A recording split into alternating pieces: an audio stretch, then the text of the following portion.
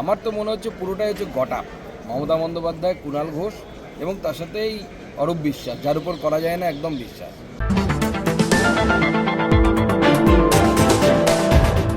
মেসিকে নিয়ে যে ঘটনা, তাতে রাজধর্ম পালন করেছেন মুখ্যমন্ত্রী মমতা বন্দ্যোপাধ্যায়।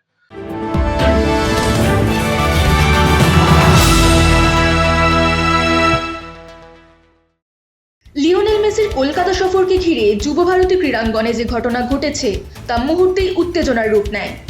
বিশ্বের অন্যতম সেরা ফুটবলারের সঙ্গে সাক্ষাৎকে কেন্দ্র করে ভিভিআইপি প্রবেশ ও হস্তক্ষেপে গোটা আয়োজন বিশৃঙ্খল হয়ে পড়ে, যার জেরে সাধারণ দর্শক ও ভক্তদের মধ্যে ক্ষোভ ছড়ায়।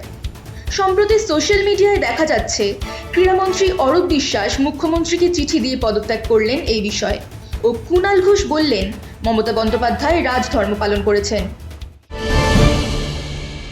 যুবভারতী ক্রীড়াঙ্গনে মেসিকে নিয়ে যে ঘটনা, তাতে রাজধর্ম পালন করেছেন মুখ্যমন্ত্রী মমতা বন্দ্যোপাধ্যায়।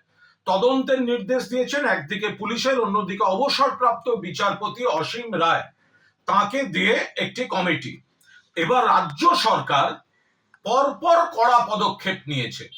একদিকে ডিজি রাজীব কুমার, সিপি বিধাননগর মুকেশ কুমারকে শোকজ করা, একাধিক পদাধিকারীর বিরুদ্ধে ব্যবস্থা নেওয়া থেকে শুরু করে সিট গঠন, দক্ষ অফিসারদের নিয়ে সিট গঠন, মুখ্যমন্ত্রী রাজধর্ম পালন করেছেন। অন্যদিকে এই তদন্ত যাতে নিরপেক্ষ থাকে সেজন্য ক্রীড়ামন্ত্রী পদ থেকে ইস্তফা দিতেছে ক্রীড়ামন্ত্রী অরূপ বিশ্বাস। ক্রীড়া মন্ত্রী হিসাবে তিনি ইস্তফা দিতেছে মুখ্যমন্ত্রী মমতা বন্দ্যোপাধ্যায়কে তিনি চিঠি দিয়ে দিয়েছেন। এ ব্যাপারে সিদ্ধান্ত বিবেচনা করছেন মুখ্যমন্ত্রী, কিন্তু অরূপ বিশ্বাস তিনি চিঠি দিয়ে দিয়েছেন। আমাদের বক্তব্য, এটা মমতা বন্দ্যোপাধ্যায় মুখ্যমন্ত্রী বলে এবং তৃণমূল কংগ্রেসের সরকার বলেই এই রাজধর্ম পালন চলছে। 1980 সালের 16ই অগস্ট ইডেনে মোহনবাগান ইস্টবেঙ্গল ম্যাচে কুরুক্ষেত্র 16 জনের মৃত্যু। তখন কিন্তু মুখ্যমন্ত্রী জ্যোতি বসু, পুলিশ মন্ত্রী জ্যোতি বসু বা ক্রীড়ামন্ত্রী, তারা কেউ এই ধরনের ইস্তফার কথা বলেননি। সেখানে কিন্তু বড় কর্তাদের বিরুদ্ধে কোনো ব্যবস্থা হয়নি। 1996 আবার ইডেন, ভারত শ্রীলঙ্কা বিশ্বকাপ ক্রিকেটের সেমিফাইনাল, চূড়ান্ত বিশৃঙ্খলা, খেলা বন্ধ, দেশের মুখ পুড়ল। জ্যোতি বসু মুখ্যমন্ত্রী, ক্রীড়ামন্ত্রী সুভাষ চক্রবর্তী, পুলিশ মন্ত্রী বুদ্ধদেব ভট্টাচার্য কেউ কোনো দায়িত্ব নেননি, কোনো তদন্ত হয়নি। একের পর এক খারাপ ঘটনা বাম জমানায়, কখনো ক্রীড়াক্ষেত্রে, কখনো যুবা ভারতীকে কেন্দ্র করে দুষ্কৃতি, আখড়া, জবরদখল, জমি কেলেঙ্কারি, এই সব হয়েছে। কিন্তু আজ পদক্ষেপ নিতে শুরু করে মমতা বন্দ্যোপাধ্যায় রাজধর্ম পালন করেছেন এবং অরূপ বিশ্বাসও এই তদন্তের প্রতি পূর্ণ আস্থা রেখে মুখ্যমন্ত্রী যখন তদন্ত করাচ্ছেন, সেই তদন্ত যাতে নিরপেক্ষ থাকে, সেই নিরপেক্ষতার স্বার্থে তিনি ইস্তফা দিতে চেয়ে মুখ্যমন্ত্রীকে চিঠি পাঠিয়ে দিয়েছেন। মুখ্যমন্ত্রী চূড়ান্ত সিদ্ধান্ত বিবেচনা করছেন।